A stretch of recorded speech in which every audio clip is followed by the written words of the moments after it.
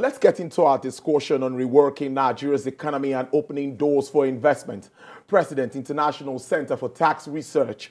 She's also a former chairman of the Ogun State Internal Revenue Service. Mrs. Morenike Babintin Ashaye joins us via Zoom. And a development economist, Mr. Basil Odili, joins us from Abuja studios. Thank you so much. Good evening. Good evening, Tolu. All right, let me start with Mrs. Ashaye. Now, let me ask you that how has Nigeria's economic landscape evolved since independence? And what are the key challenges that has hindered growth and, of course, making Nigeria an investment destination? What has changed that fact? Tolu, you know you cannot talk about economy without talking about the political order and also the social order. If you remember very well, after independence and even before independence, the political system is quite different from when the military took over. And we can witness a very sharp rise in the economy of the different regions before the military took over.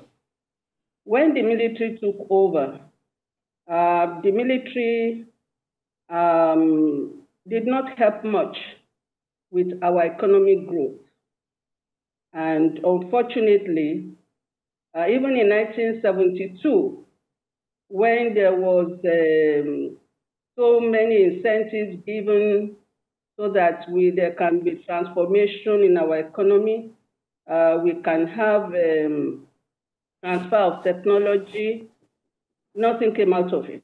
Because mostly, you remember in 1972, the government then decided that economic power should be returned to the citizens. And unfortunately, the foreigners that owned businesses then merely put in their puppets, and they were still controlling indirectly.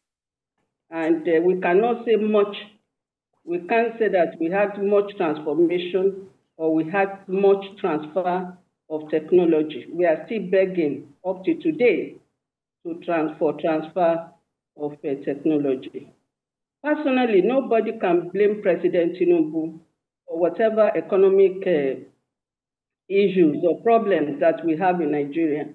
Unfortunately, he has come to meet an economy that has not been well planned, an economy that depends on others to survive, an economy that people are self-centered rather than thinking about the country. People are looking for money, they are looking for power, and they do not care whether Nigeria moves forward or not. So if we look at the challenges that we had, so I personally opted today because the military actually disintegrated all the economic policies and so on that the First Republic had. And you knew that the 1963 Constitution was not recognized when the military came in. Everything was disorganized, and the military has not helped the system up till now. No, up till the time they gave power to the civilian in 1999. When the civilians took over, you find that there had not been consistency in our economic policies. You know, different administration will come with their different economic policies. And if we are going to grow, it's not going to be like that. There should be an independent body that will be seen to economic plans, our economic planning, and how it moves from one administration to the other. Because by the time one administration comes in with one economic policy, another one will come in, throw it out of the window, and another one. So we have not been able to have stability in our economic planning. And there had not been effective and efficient use of economic policies. I had when we're talking about SMEs and so on, we shouldn't be having problem on SMEs now because we know that they are the engine of the economy. For me, what I have realized is that those challenges that we have been having over the years are basically our inability to plan our economic activity effectively and efficiently. I said earlier that economy, it cannot be isolated from political power and from social order.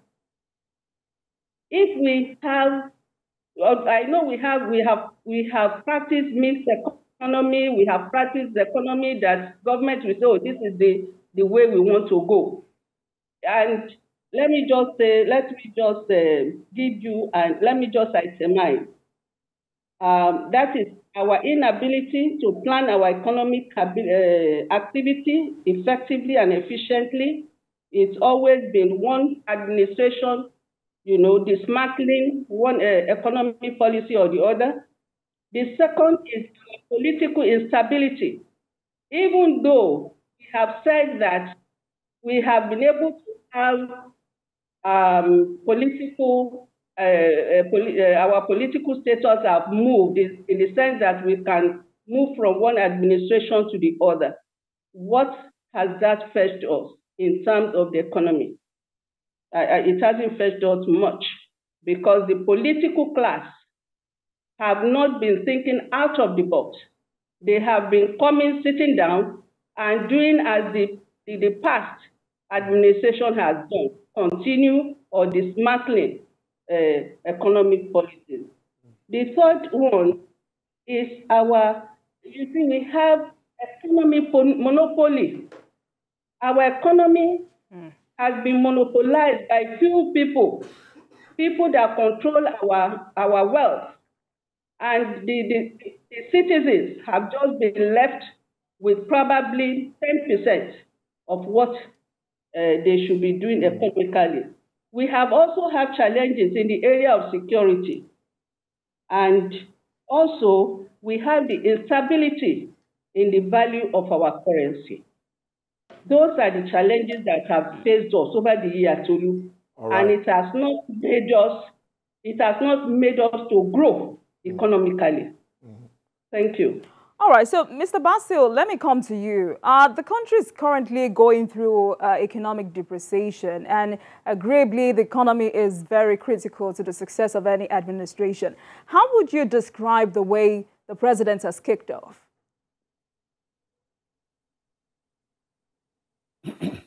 Thank you. I think when you look at the essential policy issues, especially the ongoing investigation and the reformation of the Central Bank of Nigeria, I give him kudos because I've been talking about this since 2014, even before then anyway. So what I want Mr. President to go also do as CBN is to actually unbundle CBN. We cannot go halfway. Unbundle CBN. So we create what I call the Nigerian Banking Regulatory and Supervisory Commission that will be in charge of dealing with commercial banks, because commercial banks are the headaches of this country. And we have swept all their financial, what we call economic financialization, under the carpet. Somebody must take that up so that we create an economy that is driven by the financial sector, but the financial sector that is transparent and is accountable to the nation. I've said this. Another area I think is very important is the energy sector. I was thinking that Mr. President would have done something unconventional in the energy sector, but he has not done that. The time is still on his side. So I would expect that we do something, and that thing will include finding ways to move Nigeria from centralized energy generation to decentralized energy generation, where you bring in things like solar energy, and it's possible. And you make Nigerians invest in solar panels and all the rest of them. And because it's easier to generate energy using solar, and it's cost effective if you can ensure that the things needed for solar energy are there available and cheaper to Nigeria. Possibly you give them some kind of soft loans to purchase these things. 3 is the issue of security. But I don't go into security because there are people who specialize in security. I think, Mr. President, if he likes it or not, I want him to be that Roosevelt of Nigeria. He can do it. What he should do is to decentralize the economy of this country and allow regional economies to emerge. No modern economy is so centralized the way Nigeria is centralized, especially because we're ethnic-driven. If not that we're even ethnic-driven, we could say, okay, centralization is okay, but we centralize so that some ethnic groups are suffocated or some ethnic groups benefit from it. So I think we have to decentralize Nigerian economy and possibly decentralize the security system so that regional economies will emerge. Regional security architecture will be developed and things like that. Now, what bothers me is actually the cost of servicing our debt. And we cannot go on this way because you can't be using more than 100% of your revenue to service your debt. You are not even paying the debt. You're only servicing it. I think I have a proposal I will make to the president that will help him to raise $500 billion in the next 1 year to actually jumpstart this economy. We must jumpstart this economy because we are talking about 210 million people. We cannot allow Nigeria to go on this way. I have that proposal. I will not make it available here. If I'm approached, I will make it available because that is the only way we can jumpstart the economy. If we can raise $500 billion,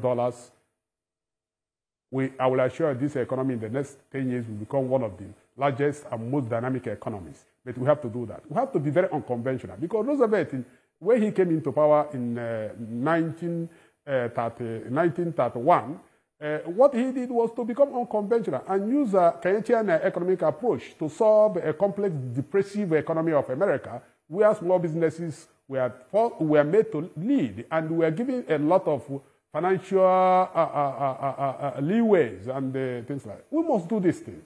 We can't continue talking day after day and narrating our stories. We have passed the level of narrating our stories. It's a time to solve these problems. And I think if Tinubu is ready, I will give Tinubu a roadmap, and I'm not bragging here, I have it. And the Tinubu will be shocked what he can do in the next 1 year to jumpstart this economy. Now, let's look at labor. I think labor is right, but labor is unfair because labor knows the economy, there's no way to pay them the kind of money they're talking about because the country is almost broke. Now, what I was expecting the state, that's the government, to have done is to sit down with labor and say, look, we bring in, lower the cost of transportation. Labor unions, all the states will come and say what they need in terms of lowering the cost of transportation. And the government will provide all those things through soft loans and things like that. So these are the things I think this government must do.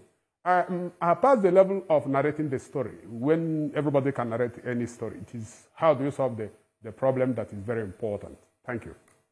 Mr. Basil, let me follow up with my colleague's question and ask you about policies now and strategies that could help us attract foreign investment. It is needed. It is key. We saw the president in India. We saw him in United States of America saying Nigeria is open to business. I want to ask you, what policies have we had on ground? And how have they impacted Nigeria? And how can we do more so that we have this handshake with international partners and get these things done? Let me tell you this, and I want you to agree with me. No nation has been developed by foreigners. So let's stop deceiving ourselves that foreigners will come here and deceive and develop Nigeria. For your information, nations make sure that and not be an island. You must extract value from. So what I think we must do is to make it difficult for them to dump their finished goods in Nigeria, so that they will be forced to relocate their companies in Nigeria. That's what China did from 1980 to 1999. You cannot expect people to relocate their factories that are creating jobs in their countries in your country. But when you make it difficult for them to dump finished goods in your country, those companies will be compelled to relocate to your country because you have a large market. Two, you see, there are labor-intensive industries that we can attract from China because China is transiting. We can't go in India because India is not yet a modern service industrial economy.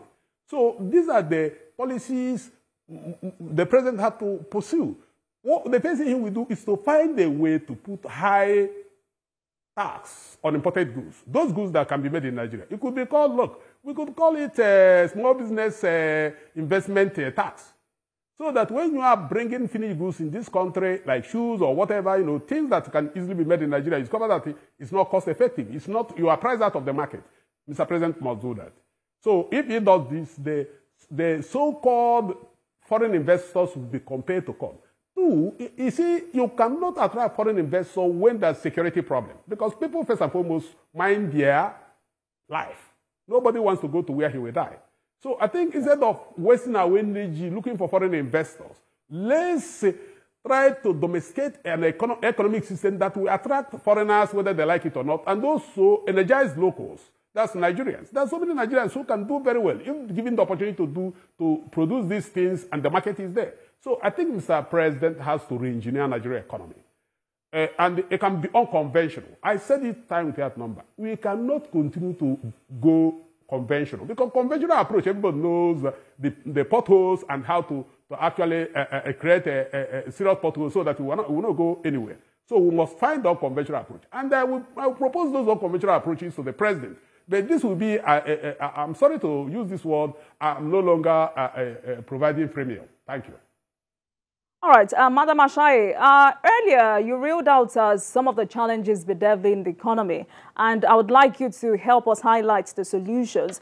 And also, I mean, the president has not left anyone in doubt of the direction of his economic policies. He's talked about lifting impediments to a friendly business climate, revenue generation, elimination of multiple taxation, and several others. But I would like us to focus on two of them, and that's lifting impediments to a friendly business climate and elimination of multiple taxation. What steps are available to address these problems? Thank you. You see, many a time, it's very easy to make political statements unknown to the president what actually exists in the system. And invariably, there are so many things that the Tinubu administration economic policies will achieve. But does the administration have a playing field? If you look at the Orosoye report, there had been so many agencies that are supposed to be shut down or integrated. You see, when we keep leaving suggestions, policy suggestions, for example, and we bring in new ones, sometimes it will be very difficult to implement such policies in the face of economic inequalities or, government agencies that may not actually be necessary. That is why when I had the first interview after Mr. President's inauguration, I said the first thing is for the government, for the new government, to look into a lot of suggestions that have been made and tally it with its own ambition. Because I have never seen a country like Nigeria. Nigerians are very dedicated. They are willing to help our government. But unfortunately, the government is not listening. I'm not saying the Tinubu administration now, because the Tinubu administration has just been on board. The last speaker said he has advised the government, he has a proposal, and so many other people. I remember Mr. Ruwani actually is an economist, and he rolled out a lot of economic policies, economic solutions to our problems. These are the people that government should call. These are the people that should be helping the government. So if we look at the different solutions that the government wants to have at the moment, nobody is saying that they are not good. Yes, they are. But how can you use them in the midst of unstable economic policies that the present government met on ground? So it will be good if the administration can actually clear up those the instability in our economic policies first. Okay.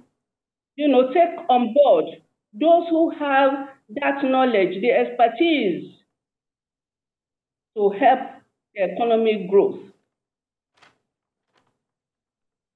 That's my submission. Okay, let me follow up, Mrs. Seshaye, and ask you about issues around regulatory challenges now that, of course, potential investors face. We've seen a tax committee headed by Mr. Taiwo Oyedele that is to also help address all of those issues and even check waivers where waivers are not beneficial to the country and all of that. But where do you see them striking a balance? Letting the investors understand that their interests will be protected while Nigeria will also make some money. Okay, every economy needs help from the government. For me, I have said, as far as the tax reform is concerned, we must move away from the British system. The problem we are having now is not Nigeria alone, it's the whole world. Because after the United Nations was formed, we also had some institutions that were formed to continue imperialism, to continue economic slavery. And that is making it difficult for a lot of countries to actually grow. Take, for example, if the West is going to buy from Africa, they will pay us in their currency. If we want to buy from them, we will look for their currency to pay for what we want to buy. It doesn't make economic sense. Why is it that our currency cannot be accepted by them? Why is it that when we want to buy from them, we look for their currency, and when they want to buy from us, they give us our currency, they give us their currency and tell us that, oh, we can use that as foreign reserve. So we have been under economic slavery all along. I will like the tax reform committee to move away entirely from the British system. We want to sectorize our economic activities.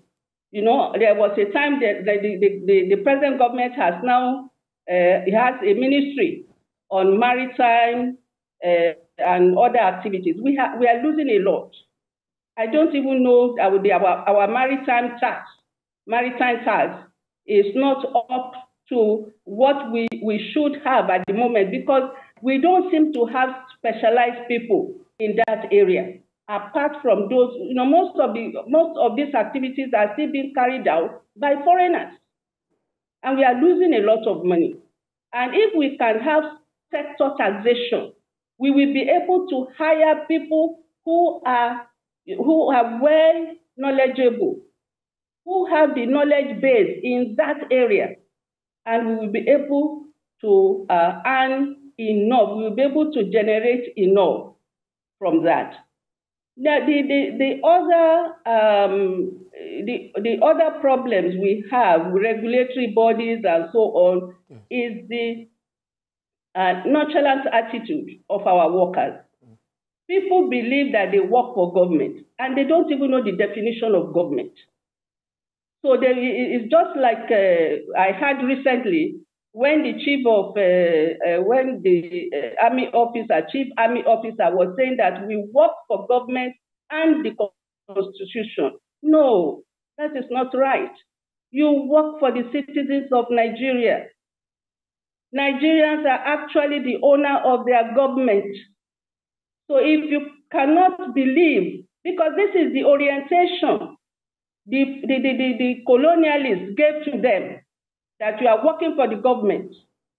You know, there was a time there was war when there was an uprising, and the policeman was saying, I cannot go and shoot my people. And the European, the British said, oh, we are the government, go ahead and be shooting people. And he went ahead and be shooting.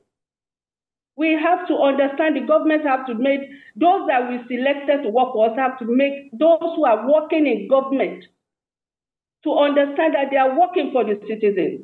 We pay salaries of everybody from president to the local government chairman. Therefore, they have to be up and doing whatever. If you go to any office today, and you know there is policy that within 24 hours there should be exchange of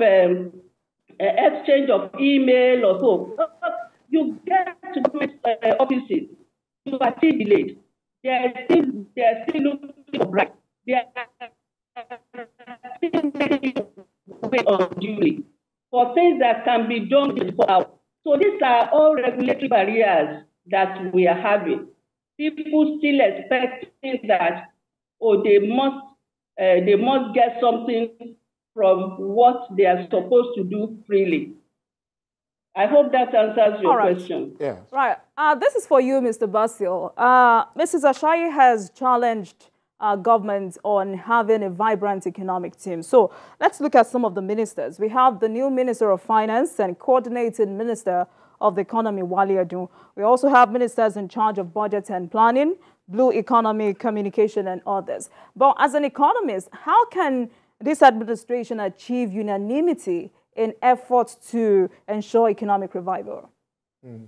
Let me add to that, Mr. Basil, so that you take it. It's a two-in-one now. Allow me to add that, that when we look at the president's speech today, we said it earlier, concern on the less privileged and vulnerable, conditional cash transfers, and of course, looking at CNG to promote clean energy, and of course, address the issue of fuel subsidy. How would you react to these moves by the president? Okay, let me start with the first question. If I forget the last question, you bring it back because, you know, okay. In the meantime, I think at the end of the day, it's not the position or the name given to a ministry or a minister that matters. What matters is what is the roadmap? What are the things that such office will be held accountable and responsible? I think at the end of the day, Mr. President has to go back to the drawing board, and put what I will call National Economic Planning and Redesigning Council. It will be 40, 50 Nigerians. These people will constantly be working with the ministries and they coordinate with the ministries. It is a problem we have when you allow a ministry under a minister to think that they can perform magic. There are so many ideas that can come from other people that will not come from the minister, because the minister is overburdened with the administrative problems, and that makes it difficult for him to even think through coming up with unconventional ideas, out-of-the-box ways to solve problems. So I think there's a need for that. There's a need for us to become unconventional. So I don't bother myself with the names given to people and title, although Africans love title and names. That's okay. But let Mr. President look himself in the mirror and say, look, I want to solve this country's problem. I don't want to be like others. He called people, and the people will give it. Look, there are people that love this country so much, but they don't know how to get to the president. Why can't president chat once in a month with the Nigerians and say, look, talk to me, and any Nigerian can talk to him in a kind of a town hall meeting. A good idea, he will take it. How do we implement it? For example, I've been calling for, if you want to help small businesses, why can't we start with what I call presidential entrepreneurship competition? The president can start it and say every 6 months, 100 good ideas will be transformed into businesses. Just come up with your ideas regionally and come to the center. And we give you 1 billion and follow you up and see you start your business. We must do unconventional approach. The problem is that, as the other speaker is saying, I agree with her. Nigerian, we have this colonial mentality of doing things. China didn't do that. from 1979, China moved away to face its own problem with its own solutions. So this is what we must do. I don't believe that we must approach our economy the Western way or the Eastern way. Let's design an African economic model. It's possible. Who tells you it's not possible because the person does not think? Let's design it. Let's stop. For example, why should a country be paying 106 of its revenue, 106% of its revenue to service its debt? We can ask for debt moratorium for the next 10 years. If they refuse, we say we can't pay. You see, nationalism, economic nationalism must be what will drive you. Why Americans wanting Trump back? Because Trump said America first. And I agreed with him. Because Trump was not elected to be president of Nigeria to look at the interests of foreigners or Western economies. No. Trump will sit down here and say, this is Nigeria. I am elected by you people and that will solve our problem the way it will suit us. Anybody who doesn't like it, the person can leave us alone. We have that right. Nobody can take that right away from us because we are no longer a colonial economy. So that's what I would say. Now, coming to the issue of small vulnerables, let's look at it in this way. You can't distribute what you don't have because you are looking at a trickle-down economy. I have always said that during the Great Depression, so many people became unemployed in the United States. And they became vulnerable, socially vulnerable. Social welfare system was put in place. But you see, it was put in place alongside a lot of money for small businesses. So that small businesses will actually drive the needs of the socially vulnerable. Imagine if we say, okay, look, socially vulnerable, they need the banana, they need the tomato, they need this. We don't need to go and import them. We go to areas where we can produce these things, and people will produce these things and make them available to those social vulnerable at a lower cost. These are the type of things we shall be doing. But you cannot be handing people cash, free cash. As soon as you start handing people free cash, the question becomes who monitors, who ensures that it goes to the right people. That's what I have said time without number. It is problematic. No matter how you want to do it, it will be politically motivated. Politicians will hijack it for their political goals. So I am sympathetic to the vulnerables, but I don't think I believe that handing the money is the way forward. Thank you. All right, Mrs. Babington, Ashaye, I'm going to ask you the same question because it's a takeout from the president's speech today. 25,000 for junior workers will be paid for a couple of months. Cash transfers will be extended to vulnerable ones. And this is part of, aside to what is being done by the states, they've been giving monies to actually distribute food, stuff, and all to Nigerians. How would you react to this? And where do you think this stands in helping alleviate the challenges people face, or at least address some of these challenges at this time? Tolu, it's a good gesture by the president. But you know the problems are more than that. We have Nigerians today who do not even know where one meal will be coming from. And this is why we're saying that we need to move away from borrowed political, economic, and social system. We need to move away. We need to be able to provide ourselves with what will benefit us and not what foreigners want us to do. When you look at the social status of Nigerians today, you'll be crying. Imagine this artist that died recently, Mohbad. If there had been a sort of plan where he could take loans, set up himself, he's not going to go under any label. He's not going to. So many Nigerians have died like that because of poverty. So if the administration, Tinubu administration, is willing to alleviate poverty among Nigerians, there are so many ways that can be done. I have suggested that when you look at our social system, we must be able to rearrange our political system. We spend too much money on administration, too much money, and the federal government must be able to limit itself to what it should be doing. You cannot look at the exclusive legislative list and say, oh, all this burden is on me. No, it is exclusive legislative list. It is not exclusive executive list. That is what I don't understand, why Nigerians cannot differentiate between legislative and executive. Section 5 of the Constitution only gave the president the power to use some of this, of the items on the legislative list. But it's not that the federal government is totally in charge.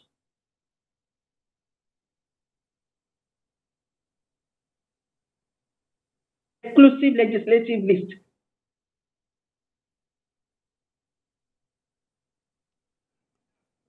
All right. The military. Okay. Go ahead. Yeah, that is our problem. Oh, we lost the audio for a bit. I think network challenge. So we needed you to just help wrap up your submission there.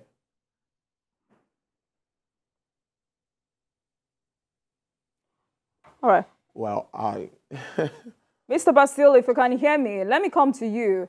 If you would agree with me, many of our approaches to economic stability have been short-term. So what long-term strategies will you suggest as the way out? And I mean, in the last 30 minutes, you've consistently talked about an unconventional approach to dealing with this challenge. I'd like to hear those approaches and if indeed they are long-term strategies.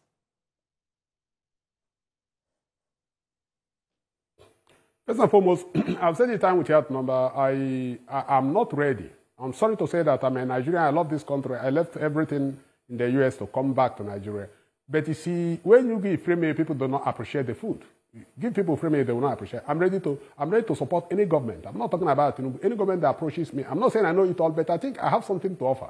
So I cannot just come here and outline all those things. But one of the things I would like to say here is that the issue of corruption must be dealt very seriously. And he's trying by arresting those who mismanage CBN.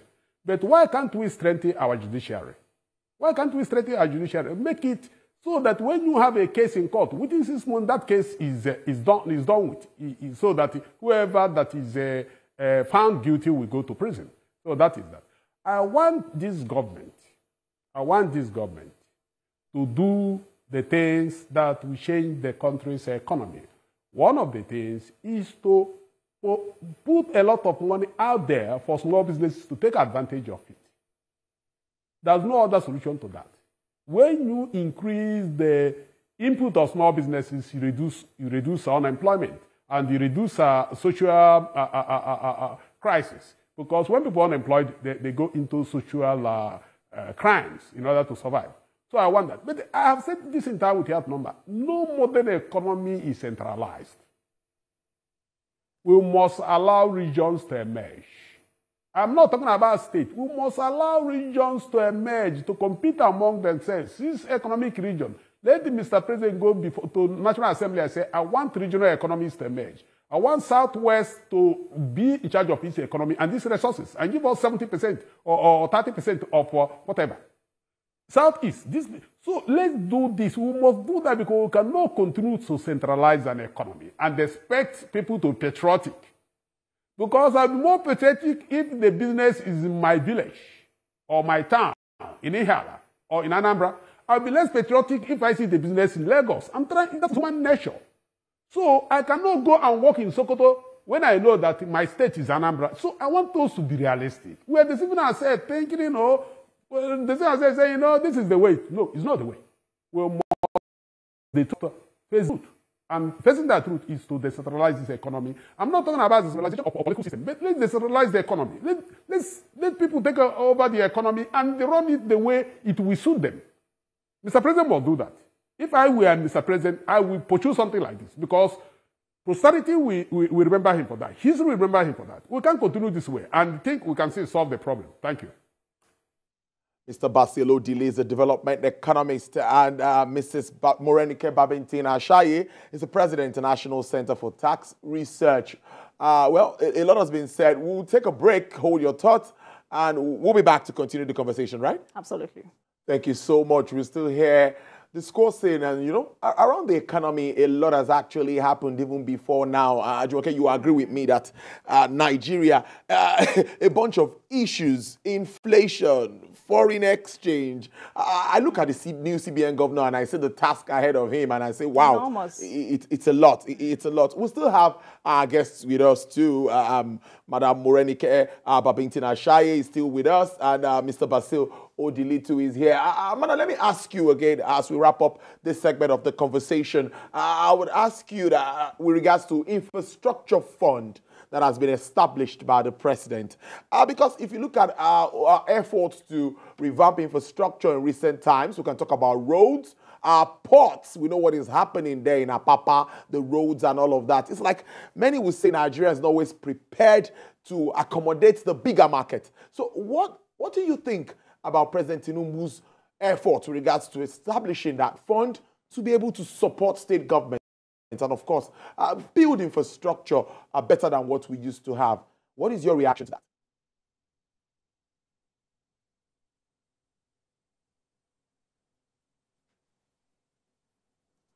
Mrs. Babintin-Ashaye, did you get my question? Yeah, I heard your question. Okay. With regards to the level of our preparedness on transportation, I think there is still a lot that the government needs to do. Like I said earlier, nobody can blame the Tinubu administration because the mess has been there, and it's for the government to try as much as possible to bring to limelight anything that can assist the economy. But I am very much concerned about why are we not using our people? You remember, even at Apapa, there is we had the concession, and that concession was given to a foreigner. Recently, the federal government has also told us that there will be an extension of receiving goods from abroad from Benin Republic. I think that was good because it will ease the transportation of goods from abroad to Nigeria, and it will help a lot of manufacturers. But what is the final plan that we are having so that at least maybe in the short term, we are using Benin Republic, and in the long term, we are going to open up all other ports in the country. And we have had people saying that why should we go to Benin where we can have the ports in the east opened? These are questions that may be due to logistics. The government couldn't open up that place. You also mentioned the issue of the central bank, that the central bank governor has a lot to do. Yes, he has a lot of mess to clear up. Looking at the Central Bank Act, I think the governor should please concentrate on the duties that have been given to the central bank and not diversify into areas, like being Father Christmas, dishing out money to one region or the other for one thing or the other.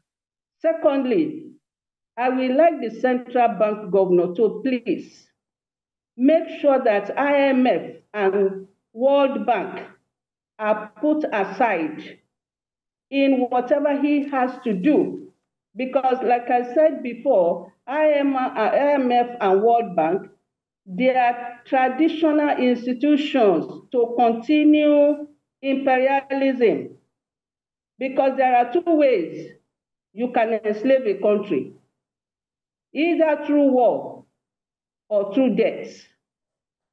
The West is today enslaving many countries of the world through debts.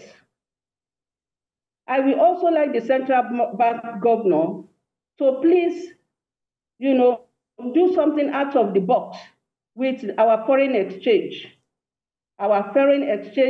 supply and demand.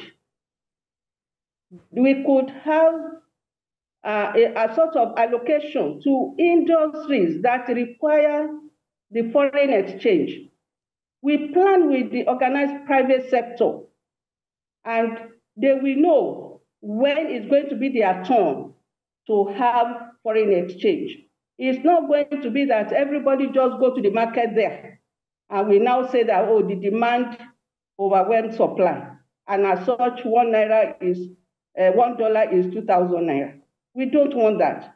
And we want a seat because our money, our currency has been devalued for a very long time by IMF and World Bank, making suggestions to the Economic Committee and also the central bank. I know that even the dollar that we are using today is a fiat money. It's not money that is supported by anything. And I said earlier also that why should, when we want to buy from the West, we look for their money to buy from them? When they want to pay us, they just pay us their own money. It's an insult. If they cannot accept our currency, then we should not accept their currency.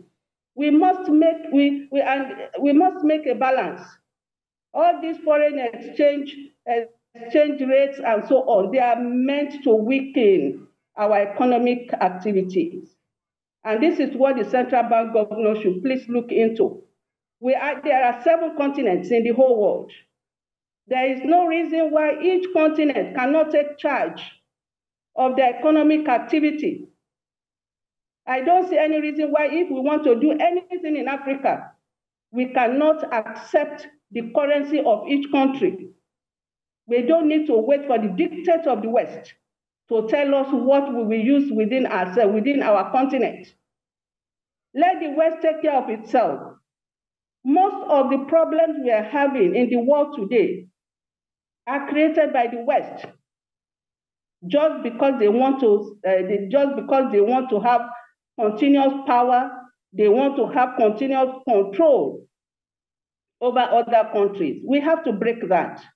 The central bank governor must negotiate with other central bank governors in Africa so that we can trade with our currency without any barrier.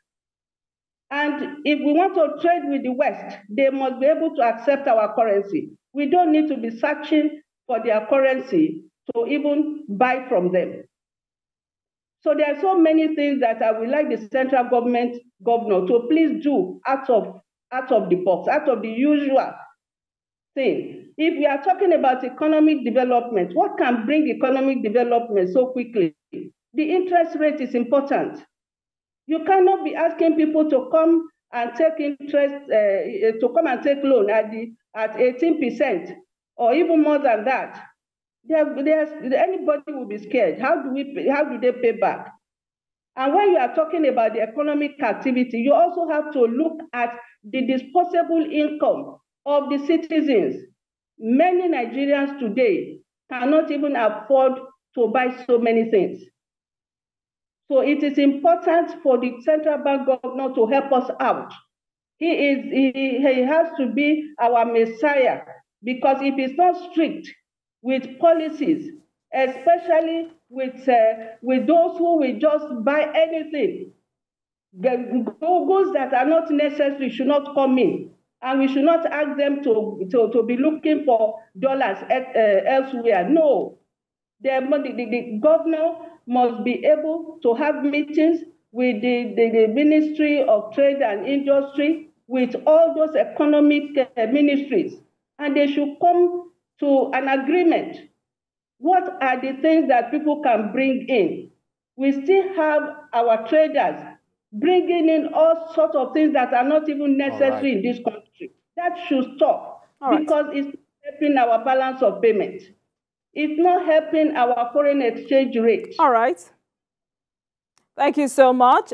President, International Center for Tax Research, Mrs. Morenike Babintin-Ashaye, and development economist Basil Odile. Thank you so much for coming on the program. It's been an interesting conversation. Thank you so much. Thank you. Well, indeed, interesting conversation.